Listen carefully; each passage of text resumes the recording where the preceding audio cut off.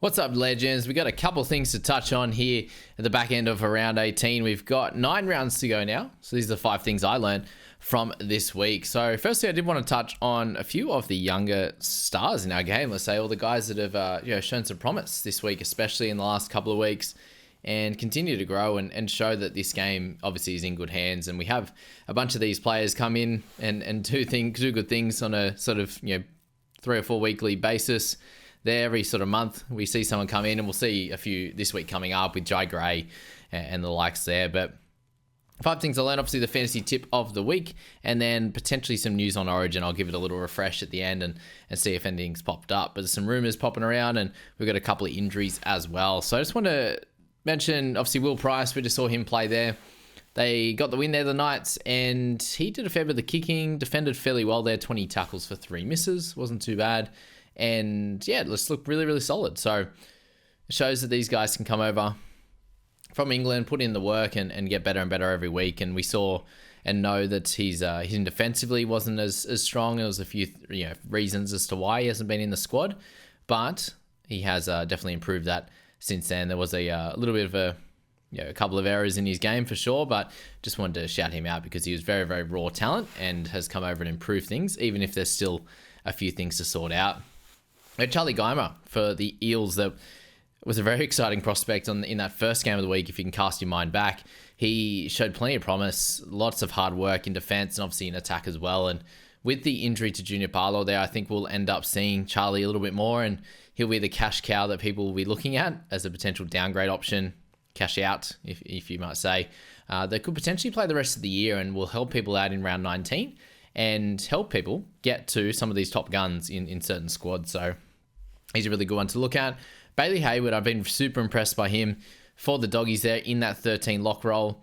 Didn't start this week, but has been starting there and then has played 55 minutes on the weekend and did awesome work for the Doggies and helping them get wins, which is the big thing there. And lastly, for Tyron Wishart, who has been absolutely incredible in his time at 6, and we've only seen him in short spurts in the 14 role for the Storm, and this season here he's come out and he's shown everyone that he's a fully fledged first grader, and you could have him covering 9 there. He didn't look as great at 9 as he did at 6, and we know that he can play 6 and 1, and he's played wing and everything else, but 6 or 1 is where you'd want to see Tyron Wishart. So congrats to those guys for putting in good performances and helping their teams get to wins, except for Charlie there. Obviously came on in his first game and did good things. And a shout out to Jared Waerea-Hargreaves for his 307th clash for the Roosters, breaking that record and getting sin binned in the process, as well as getting a nice head knock, bleeding from the head there. So it was an eventful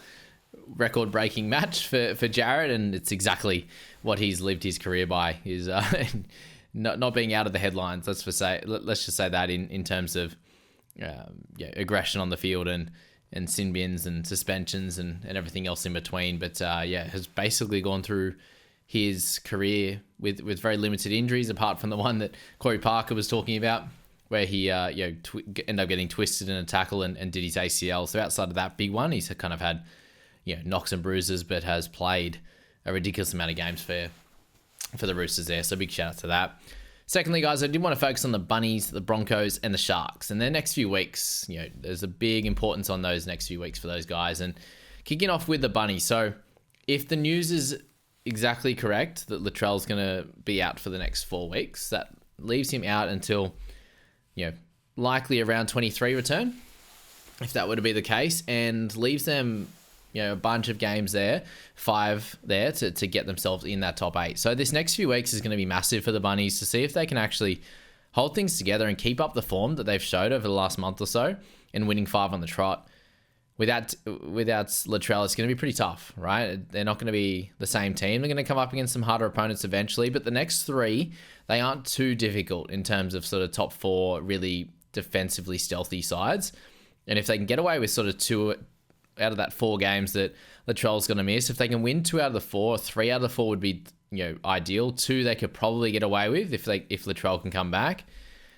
But if they lose 3 out of that 4, I think they obviously completely done. And if they can get 3, I do think there'll be enough confidence that when Latrell's back, they can go on a run and make this 8 really comfortably. But in the meantime, we do need to wait until we find out if he's actually going to be out for the season or not. That's the big worry with the Trell at the moment there. For the Broncos, now they're in a bit of a spot of bother. We'll check the ladder at the end there, but they're well outside the 8, and they need to start winning some games, and they need to leave it like exactly the same situation as, with Latrell being out for a bit. Reynolds have got this whole period out without Reynolds there, and they need to get cranking and get some wins on the board. If they can get a few in the next 4 games as well, before we do see Reynolds return, we know that when Adam comes back, he's going to be such an important, integral part to this side, and he'll do great things, and he'll help them get wins. That's for sure. He's probably the most integral part of this team. Him, then you've got Carrigan, I'd say, and then you go to Walsh and Haas and these types of players there. So yeah, really important month for them. And for the Sharkies, just to turn things around, they've obviously got the Tigers this week, and I think they'll get a good win on the board here. But there's still some worries about how they're playing, and is one game going to be enough? Then they go into the bye. They probably want a couple more games here to try and knock off 2 wins before they take that bye. But at least if they can get a good hit out and feel like they played well next week, then they can get back into a groove and kind of cement themselves back in that top 4. Because it's really been a tough one at the moment for them, and they definitely haven't locked down that top 4 at all after they were leading comp for a good portion of the beginning of the season. So that's those 3 teams I want to focus on there. The third one, guys, just a little bit of a shout out to Teddy for how incredible he's looked. He's looking as good as ever. He's picking the right time to run. He's obviously popping up in the right spot. He's taking his time as well. Like you saw that first try to Dom Young, he took his time, ran to the line, sorted out where the 2 defenders were in front of him, and then make that final pass to Dom Young when he could get one-on-one with the other winger. Just things like that have been really cool. He's popping up in right spots. He's passing when he needs to. He's running when he needs to, and he's doing great things. So I just want to give him a shout out for the terrific work that he's done this year. And we should have all just started with him, hey, basically. And he did have that time where he got concussed, and I think they had a bye in there somewhere. But yeah. Or he missed a couple of weeks, whatever it was. So with that low score, along with Dom Young's low score there as well with his send-off. So yeah, good stuff for Teddy on that front. For the Origin news, let's get into that and then we'll update and see what happens. But Murray Taulagi is out, unfortunately, with a hamstring injury for him. So we do have him out, and Xavier Coates out as well. So both wingers are out, which most likely means you will see Dane Gagai and we'll see Selwyn Cobbo come in. So if you do own Gagai, you had an incredible score today, which we'll speak about in further detail tomorrow. But yeah, thank goodness he got that, because it's likely that they'll both be out of round 19 anyway, with Murray Taulagi and also Xavier Coates being out of the game coming up. So that's an important one to look at. Thankfully, for their sake, they've got Hammer, who will be returning. Thank goodness for them. And with the Troll being out, I do expect Bradman Best to return. They back to the Origin arena. Tommy Turbo's the other one that they could look at for sure. So yeah, we'll keep a lookout on that. It might be out by the time I'm going through this video. And then we also have Barnett for Olakuatu. Apparently is the rumor at the moment that's going around. Which again, probably once this is posted, you'll probably know exactly what's happening with the Origin side, and I'll have a quick look. All the thoughts right now are that Olakuatu is going to be dropped, and Mitch Barnett's going to come into that 17, which he absolutely deserves. He's absolutely incredible at the moment. So yeah, that's that thought at the moment. And then we don't know if it'll be Best or probably Tommy. Like they're the 2 in that one. Yeah, no one in the group chat's popped up anything yet. So I'll keep on that I'll keep it there actually open so we can see if anything pops up, because they'll be talking about it very, very quickly. So yeah, it's probably that stuff on the Origin news. Not too much else is going to kind of come through. And then let's have a little check of the ladder as well while we are here. So right up top, we've got Storm and the Panthers there. 13 wins and 11 for those 2, with Roosters getting a win today to be 2 points behind that of the Panthers, with a bye coming up this week, which is obviously ideal as well. Panthers have their last bye this coming week, so that's why they won ahead on that front. So they'll both firmly continue keeping themselves in that top 4, with the Dolphins obviously getting through with another win with the bye. They and the Doggies getting a win, it stopped some of the other teams from coming up and stealing the Sharkies spot in that 4, so they're still hanging on to that spot right now, 2 points ahead of the Doggies, and a big congrats to them for being one win clear of everyone else at the moment in that race for the sort of bottom half of that 8, with Dolphins in there, obviously having a bye this week. Eagles getting that win is massive. They get 1 point ahead of the Cowboys now, which the Cows would have been just the one spot ahead in 7th there, with a points differential not good enough at the moment to be any further. But in 20 points there, still not the end of the world. They have a bye this week as well, so that helps them out. But congrats to the Eagles for getting that win. That helps them go forward. The Knights got a win as well, up into 9th, which is good for them. Dragons there got that loss, so that drops them out of the 8 into 10th, unfortunately for them. And moved Eagles and the Knights up ahead of them. Broncos are set in a bit of a tough situation right now, but 7 and 9, if they get a couple of wins here, get it back to even Stevens, and then you get Adam Reynolds coming back, which will be very, very good. Thankfully for them, Raiders didn't get the win, but Bunnies are on the same points as Broncos. So if you're looking at those two there, yes, the point differential isn't as good. It's 100 and something different. But when you're looking at those two, you're like, well, Broncos, they should be able to make the 8. Well, why can't Bunnies make the 8? They're on exactly the same points. So keep that in mind when you're making your top 8 predictions and decisions on that, because how many people I'm saying that, Bunnies season's almost over, a couple more losses and their season's over.